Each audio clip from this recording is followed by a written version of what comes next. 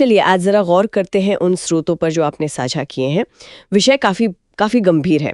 हाल ही में ईरान के परमाणु ठिकानों पर जो कथित अमेरिकी हमले हुए हैं, हम उन पर बात कर रहे हैं। कोशिश यही है कि इन अलग अलग स्रोतों से जो ज़रूरी जानकारी है उसे समझें कि आखिर हुआ क्या, क्यों हुआ और आगे क्या हो सकता है। एक चीज़ जो एकदम से ध्यान खींचती है वो है 30,000 पाउंड के बंकर बस्टर बम का जिक्र, मैसिव ऑर्डिनेंस पेनिट्रेटर। ये तो कोई छोटी बात नहीं है। क्या आप इस हमले की बुनियादी जानकारी दे सकते हैं? हाँ बिल्कुल।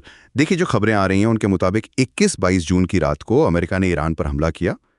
निशाना थी ईरान की 3 खास परमाणु ठिकाने, फोर्डो, नतांस और इस्फहान। और ये ईरान इजराइल संघर्ष के बीच हुआ है, तो इसे अमेरिका का एक सीधा दखल माना जा रहा है। बड़ा कदम है ये। अमेरिकी राष्ट्रपति ट्रंप का बयान भी आया है। उन्होंने इसे शानदार सैन्य सफलता कहा है और दावा किया है कि इन हमलों से ईरान का परमाणु कार्यक्रम बहुत पीछे चला गया है। यहाँ तक कि ठिकाने पूरी तरह नष्ट होने की बात भी उन्होंने कही है। 30,000 पाउंड का बम, ये तो जैसा आपने कहा फोर्डो जैसे जमीन के अंदर बने ठिकानों के लिए ही होगा। हाँ, और खबरें ये भी हैं कि B-2 स्टील्थ बॉम्बर्स और पनडुब्बियों दोनों का इस्तेमाल हुआ, मतलब हवा से भी समुद्र से भी। क्या स्रोतों से ये पता चलता है कि ये दो तरफा हमला क्यों, इसकी क्या वजह रही होगी? हाँ, जानकारी तो यही इशारा कर रही है। देखिए, B-2 स्टील्थ बॉम्बर हैं, वो रडार से बच निकलते हैं। उनका इस्तेमाल शायद इसीलिए हुआ कि ईरान के एयर डिफेंस को चकमा दिया जा सके और भारी बम जैसे ये मॉप्स गिराए जा सकें। Bunker buster? हाँ, बंकर बस्टर, खासकर फोर्डो के लिए जो बहुत गहराई में बना है। और साथ ही पनडुब्बियों से टॉमाहॉक क्रूज मिसाइलें दागी गई। अच्छा, वो शायद नतांज और इस्फहान जैसे दूसरे ठिकानों के लिए थी।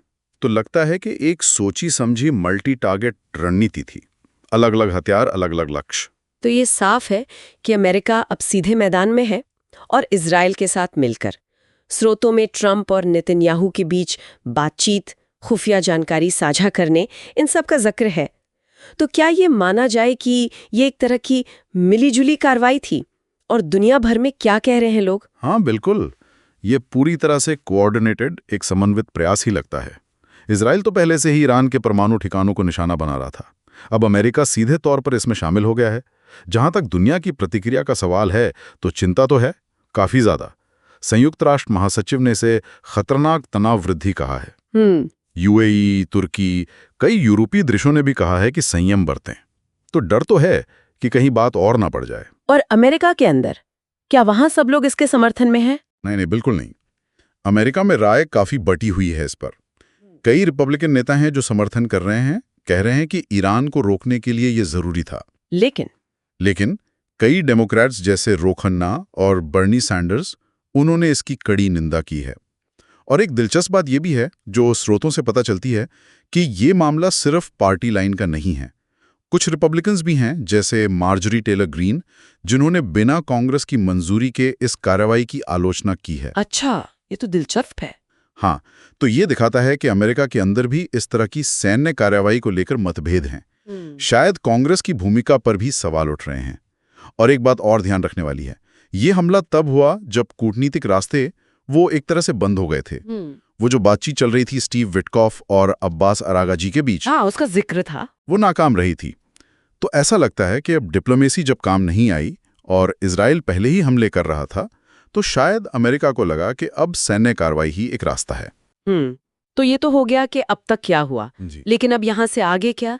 ईरान क्या करेगा? अमेरिका का अगला कदम क्या हो सकता है? देखिए, स्थिति तो तनावपूर्ण है, बहुत ज्यादा। ईरान ने कहा है कि वो बदला लेगा, जाहिर है। और दूसरी तरफ राष्ट्रपति ट्रंप ने बहुत सख्त चेतावनी दी है। कहा है कि अगर ईरान ने कुछ किया तो जवाब कहीं ज्यादा कठोर होगा। उनका एक बयान है, या तो शांति होगी या ईरान के लिए त्रासदी होगी। ये उनके इरादे साफ करता है। मतलब तनाव कम होने के आसार कम हैं। बिल्कुल। अमेरिका ने अपनी मिलिट्री प्रेजेंस, अपनी सैन्य मौजूदगी मध्य पूर्व में काफी बढ़ा दी है। स्टील बॉम्बर्स, मिसाइलें, रिफ्यूलिंग प्लेन्स सब तैनात हैं। अमेरिकी बेस हाई अलर्ट पर हैं। तैयारी पूरी है? हाँ, लगता तो यही है कि अमेरिका ईरान की तरफ से किसी भी जवाबी कार्रवाई के लिए तैयार है। और कूटनीतिक तौर पर भी मामला उलझ गया है। जाहिर है, परमाणु ठिकानों पर हमले के बाद ईरान शायद ही अभी बातचीत के लिए राजी हो। हाँ, मुश्किल लगता है। यूरोपीय देश कोशिश कर रहे बातचीत फिर से शुरू करवाने की, लेकिन वो कोशिशें भी अभी रुकी हुई सी लगती हैं। तो कुल मिलाकर कहें तो अमेरिका ने एक बहुत बड़ा और जोखिम भरा कदम उठाया है। इजराइल के साथ मिलकर ईरान के अहम परमाणु ठिकानों पर हमला, इसके नतीजे सिर्फ ईरान के जवाब तक सीमित नहीं रहेंगे, पूरे मिडिल ईस्ट पर और ग्लोबल डिप्लोमेसी पर इसका गहरा असर पड़ सकता है। बिल्कुल।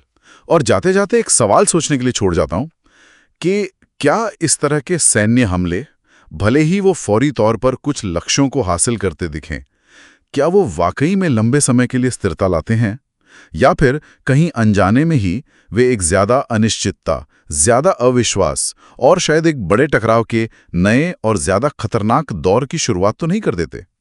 ये एक अहम सवाल है जिस पर सोचना जरूरी है।